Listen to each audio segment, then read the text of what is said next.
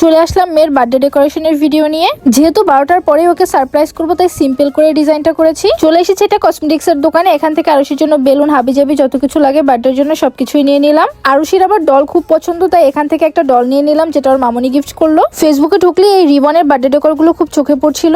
যদিও এটা নাকি পিন্টারেস্ট থেকে ইন্সপায়ার্ড হয়ে সবাই বানায়, বাট আমি ফেসবুক থেকেই এটা দেখলাম। যেহেতু ওর বার্থডে ড্রেসটা মেরুনের মধ্যে, তাই রেড অ্যান্ড হোয়াইটের মধ্যে ডেকোরেশনটা করলাম। এই চুলবাদার ফিতা দিয়ে এই পুকিগুলো বানানো হয়েছিল, যেগুলো আমার বোন বানিয়েছে। বলা যায় সবকিছু ডেকোরেশনই আমার বোন করেছিল, শুধুমাত্র আমি এই থিমটাকে সিলেক্ট করে দিয়েছি। দেয়ালে বেলুন এবং রিবন গুলো লাগানোর জন্য ওভার সাইডের এই টেপ গুলো ব্যবহার করেছি। আর দেখো কি সুন্দর করে দেয়ালে একদমই সেট হয়ে গিয়েছে বেলুন গুলো। আর এটাই ছিল ফুল ডেকোরেশন, মানে অল্প খরচে এই টাইপের একটা থিম করলে বেশ ভালোই লাগে। তার জন্য একটা পুকি ডিজাইনের কেকও আমি অর্ডার করে ফেলেছিলাম, যেটা নেওয়া হয়েছিল আনহা সুপার শপ থেকে। এটা কিন্তু আমাদের স্বরূপকুঠির একটা পেজ। তাদের কেকগুলো আমার কাছে বরাবর ভালোই লাগে। এটা সেকেন্ড টাইম তাদের কাছে অর্ডার ছিল।